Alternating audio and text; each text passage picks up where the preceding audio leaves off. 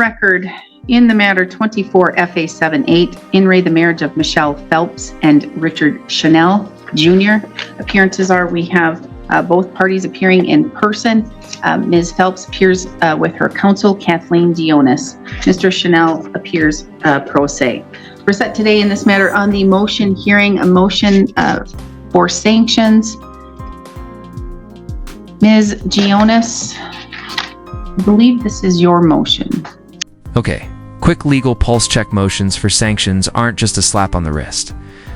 They can mean fines, penalties, or worse.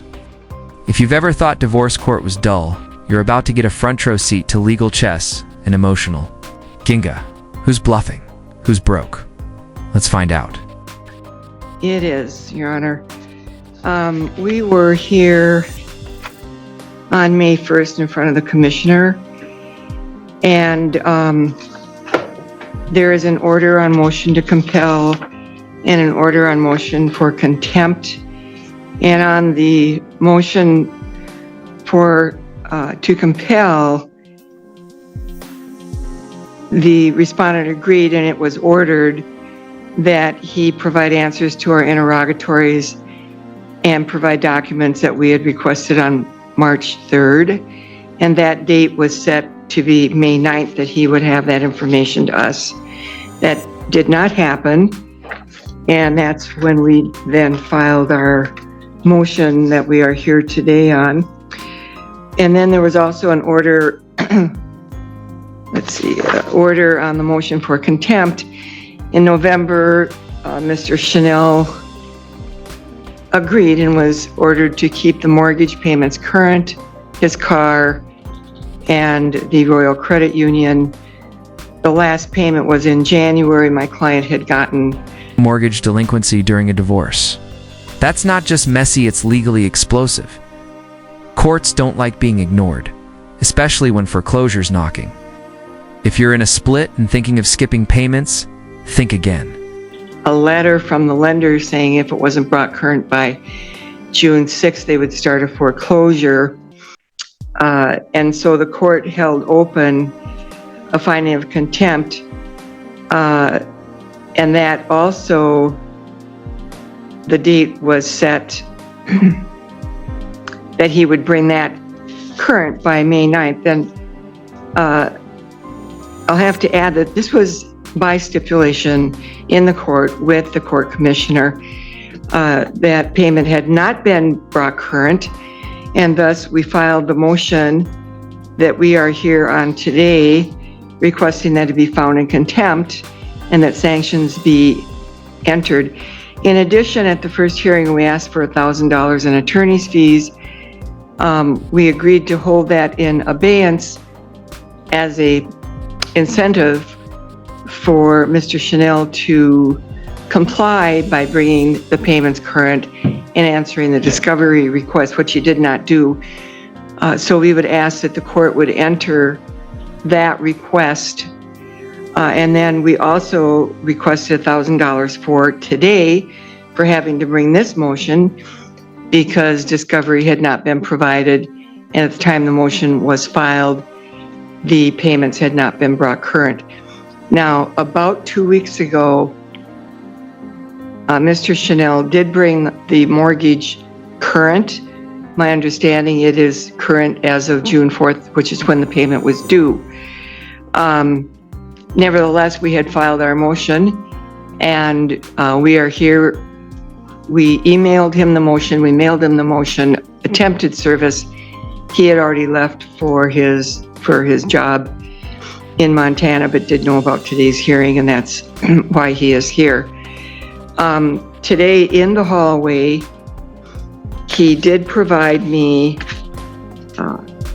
signed authorizations for his retirement account and a signed financial authorization, which I had requested. He hasn't filled out the financial disclosure statement, as is required by statute in order for the final hearing to be complete. And he provided me pay stubs I believe I haven't had a chance to look at them because he just gave them to me. Come on now, handing over. Critical financials minutes before court starts. That's like turning in a group project after the final exam. Question for you. Should last-minute compliance earn leniency, or just more side-eye from the judge? But I believe what he said is they go back to the beginning of the year, which will be helpful. Just a little background, these folks have not filed the joint income tax return. Was it starting in 22? You didn't do it in 22? For sure, 2023 and 2024. And I don't have W-2s. Mr. Chanel indicated today that he can get those, and I've asked him to do so. Even though he signed the retirement authorization, he has told me that it's Wilson McShane. He's told me that, but he hasn't, provided any written answers to anything. So that is where we stand on that. We would like him to be found in contempt, keeping in mind that he did bring the mortgage payment current, but we've had to attend 2 in-person hearings on this. And that's, part of the reason the attorney's fees are so high is Ms. Phelps is paying me to drive here and have a court hearing and drive back, in addition to drafting our motions and affidavits and so on. And it's expensive to do this in order to try to get Mr. Chanel's compliance. Also today, I would ask that the court would set this for a trial date because we're getting nowhere. So we should have a trial date. Ms. Jonas, would you think that it would be a half day or a full day? The classic "we were fine till the lawyers got involved" argument. Sound familiar? Sound off in the comments? Our lawyers. Peacekeepers or pot stirrers in high conflict breakups. I think a half a day should do it. Yeah. All right, Mr. Chanel, your response?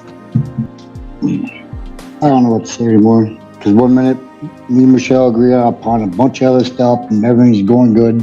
And then all of a sudden, her lawyer's got to poke her nose in it and get involved and then cost her more money. So it's like, one minute it's like we were going to make it work, one minute we're not. So why do you think I procrastinated that? That's why. So, Ms. Jonas, what are you still waiting for the interrogatories and documents? We have no written answers, none. Didn't say anything about mailing it back in. And they are abbreviated. I did not send out, like a lot of attorneys will exchange. I think there's 13 questions. And the same on the production of documents. We haven't received any documents except we did get now pay stubs, and he signed the authorizations for financial information and for retirement. But again, I haven't, received any documentation on that, like any reports, values, anything like that. We have no knowledge and no financial disclosure statement. All right. Okay, Mr. Chanel, do you understand or do you know what questions she's asking? Yes, I understand, but the reason why she didn't get it is because, Shelley, we were going to work on it.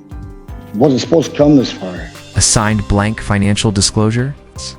That's not compliance. That's comedy. In court, blanks don't buy you time. They buy you trouble. Rule number 1. If it needs filling out, fill it out. And this was just recently. And then all of a sudden, boom. So that's why she didn't get them. I mean, they're signed. They've been signed. They just... Where are they? She has them. I didn't know I was supposed to mail them to her. Oh, wait. I had to give them to you when we came to court again. He showed me he signed a blank financial disclosure statement that I sent him. He signed it and dated it. It's not filled out. It says sign. I didn't know you got to fill it out. And she already had it all filled out. And so, Mr. Chanel, that's the law. The Oh, I law know. is you must do the financial disclosure statement, not just for Ms. Gionis, but for the court, because I need that And document. when I seen it though, when I looked at it, it was already, Shelley had everything filled out on it. You have a copy of it here? And this is what she had all written down here, party 1, party 2. We sent him Ms. Phelps' financial disclosure And it statement. had mine on it too. And Mr. Chanel, in looking over the amounts and the numbers and the things that Ms. Yes. Phelps has put on there, are they accurate? Yes, I mean, I had, like, Shelley always took care of like our financial stuff, so she had access to everything. So, and as far as everything else on here, it is accurate. That I know of. Well, then for the record, the court will use and accept what Ms. Phelps has put down. So if there's anything that is not accurate, unfortunately, it's not going to come into evidence. And the only thing that was on here that ain't on there is her current balance on her vehicle, and that's, I mean, that should have been both of ours, it's in both our names. And Ms. Gionis, did you say you filed a financial disclosure? Yes, you did. Okay. All right, then, in looking at it, Ms. Gionis, do you have any objection to any of the court using the information that's provided by Ms. Phelps? No, Except for with maybe more accurate income because it says approximately. exactly, the income was an estimate on her part. Now that we have pay stubs, we can define that better. Let's see. The retirements, his retirements are the thing that we have no value. Hopefully we can find that out. Now that you have the authorization, you should be able to access that. And then you have his income, so you should be able to access that. Is there anything else in the interrogatories that are specifically related to the financials?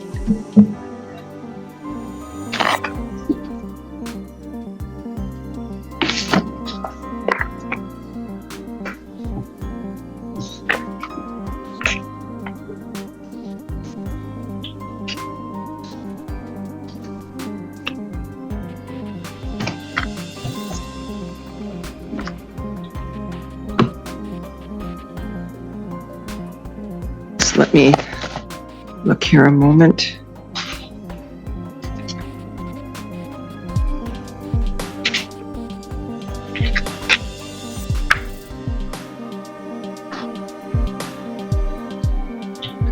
Documents.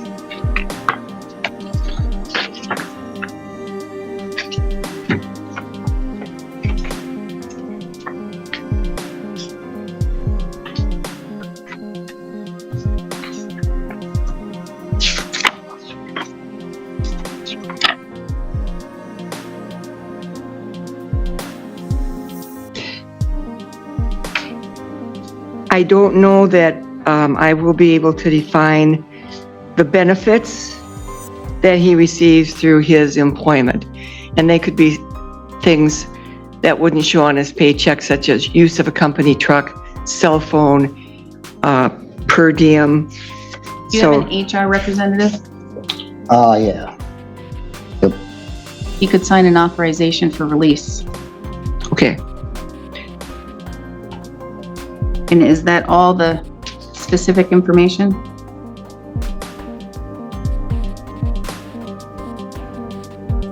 Do you think he is? Or the court can order it. I could just order that it's released to you, Okay. because that can be done, probably a lot sooner. Yes.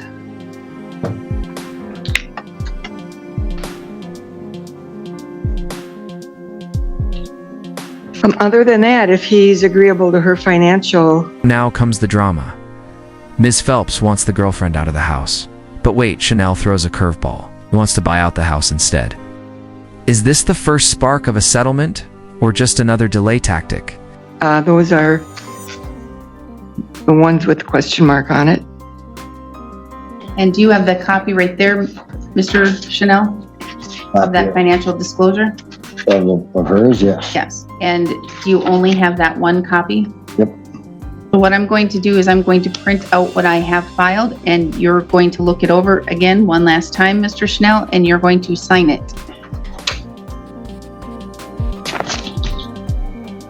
And then other than the few things that you just received today, like with the retirement and all of that, Ms. Jonas, everything else will be what the court will use as the numbers, even if it is not accurate and it goes against Mr. Chanel's favor.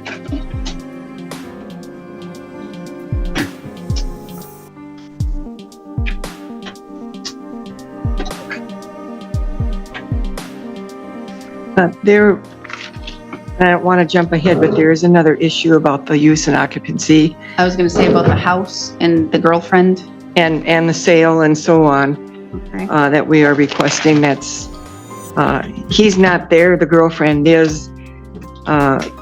In her affidavit, my client asked that Mr. Chanel would have his girlfriend removed and we would get a court order. That's why we're in front of you today, to sell the house. Now, in discussions outside the courtroom, Mr. Chanel indicated that he wanted to keep the house and buy out my client, and she wouldn't have any objection to that. But, you know, he's got to participate. I didn't bring it with, but I have a proposed marital settlement agreement, and I would like to, you know, make that proposal. Just because he wants to do that doesn't mean that I suppose we're going to agree on a buyout. But we're open to that. But did you still want back in the house? So are you withdrawing that? We got caught up on the payments and. So you're okay with withdrawing that part of your motion? Yep. So, Ms. Phelps is withdrawing that part of her motion then about occupancy reverting to her and for sale of the house. All right, okay. And so, Mr. Chanel, it sounds like Ms. Phelps and Ms. Jonas are willing to negotiate and talk about the house as being part of your award in the divorce. Are you here in Wisconsin a lot, or are you? Yeah, I'm only out in Montana for a few months this year and I'm not supposed to be out there anymore. So typically I just stay working in the metro area. Okay, so you would have time to be able to meet with Ms. Jonas and go over discussions with regards to any resolution, and then if a resolution is reached? Yeah, as long as I'm home. I mean, they knew I was taking off from Montana, and it's. So what we can do today is I can set the matter for a half-day contested trial. The court finds him in contempt, but holds off on punishment. Think of it as a legal warning shot. September 2nd is the showdown date. Will they settle or go to trial? Drop your prediction in the comments. And give enough time for Mr. Chanel to be able to meet with Ms. Jonas and Ms. Phelps and to see if they can hash this out and sign a marital settlement agreement. My first available date is September 2nd at 1 o'clock.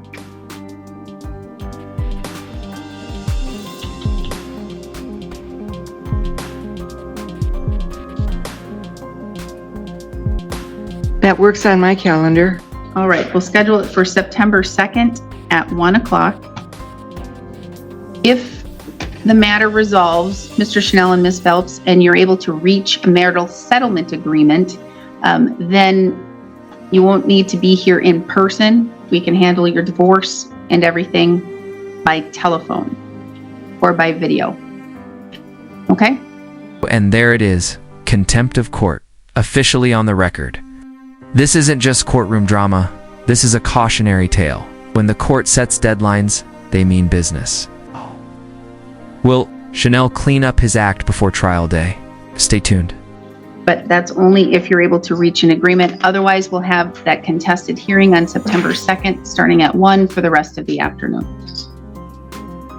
As it relates to the issue of contempt, I do find that you are in contempt. You did violate the commissioner's order as it relates to the sanctions.